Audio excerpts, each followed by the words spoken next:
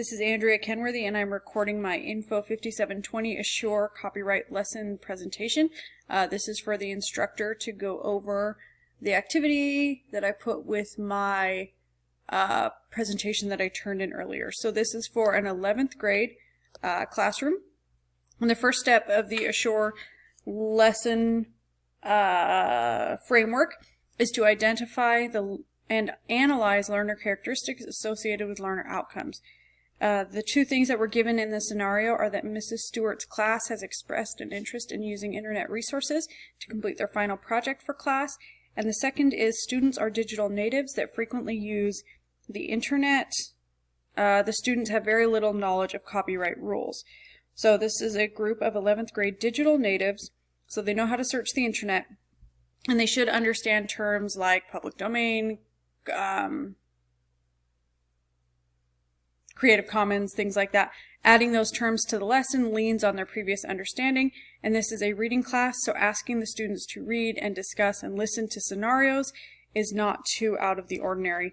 The second step is to state standards and objectives, and you are supposed to state these specifically.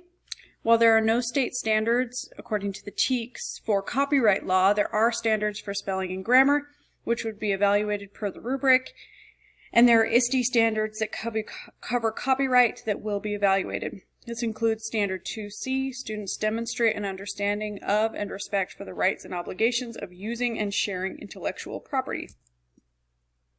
The third step is to select strategies and resources. This is choosing appropriate instructional strategies and resources to achieve the objectives. With my activity, it includes scenarios, and they're scenarios to show understanding, and scenarios to show understanding through creation. They would be in groups of 4 doing this. It allows students to respond to given scenarios through discussion, which allows free talking, which the 11th graders need to discover together, and it allows students to choose how to spend their time, allowing for self-discovery and time management skills. The next step is to utilize your resources. That's planning the teaching role to utilize the resources to help students achieve outcomes. That's previewing the resources, preparing the environment, preparing the learners, and providing the learning experience. Previewing the resources would involve talking with the teacher and ensuring that this is a correct way to assess that students learned about copyright law and that the lesson meets the objectives of the final project. Preparing the resources involves making enough copies for each group to have 2. Each group of 4 will only have 2 copies to ensure that the students are also practicing listening. The lesson will be done in the classroom, but tables need to be placed into groups of 4. The projector must be working for students to see the presentation, and the learner should already be prepared as they have been introduced to the final project. Providing the learning experience is giving the lesson and the activity. The next step in the Assure model is to require learner participation. It's practicing new knowledge and receiving feedback before being formally assessed. This is through the scenarios and the final project. Giving the students scenarios to review allows them to practice what they learned from the lesson into real life. This assignment should be given back or reviewed before the final project so students can show that they really understand copyright law. And then the last step in the Assure model is to evaluate and revise. After implementing the lesson, evaluate the impact on student learning. This lesson is not being implemented in class, but if it were, a good evaluation would be to look at the scenario responses to see if students need more information or if the information needs to be presented in a new way. Then the last thing is the rubric to go along with the scenarios. There are 4 sections to this rubric: understanding of copyright laws, spelling and grammar, time management, and creativity.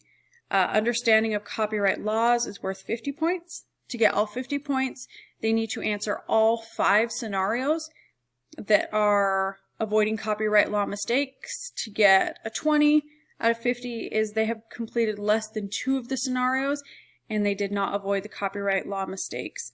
Spelling and grammar is worth 10 points. To get a 10 out of 10, no spelling or grammar mistakes. To get a 7 out of 10, more than 5 grammar or spelling mistakes are present.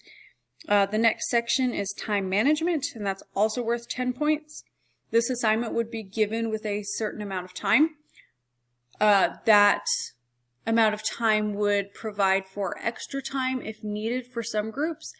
But if students are off task, they might run out of time. So in order to get a 10 out of 10, all provided time is used for the given assignment. Any extra time is used for further exploration or discussion of copyright. And then to get a 7 out of 10, more than 5 minutes are used during work time on activities not related to copyright understanding. And then the last section is creativity, and that is during the end of the worksheet, there is one last section where they are creating their own scenario, and to get a 30 out of 30, the student created copyright scenario shows understanding of copyright law and adds depth to the idea. To get a 20 out of 30, the student created copyright scenario shows understanding of copyright law. It doesn't go above and beyond. And then to get a 5 out of 30, the student created copyright scenario is missing.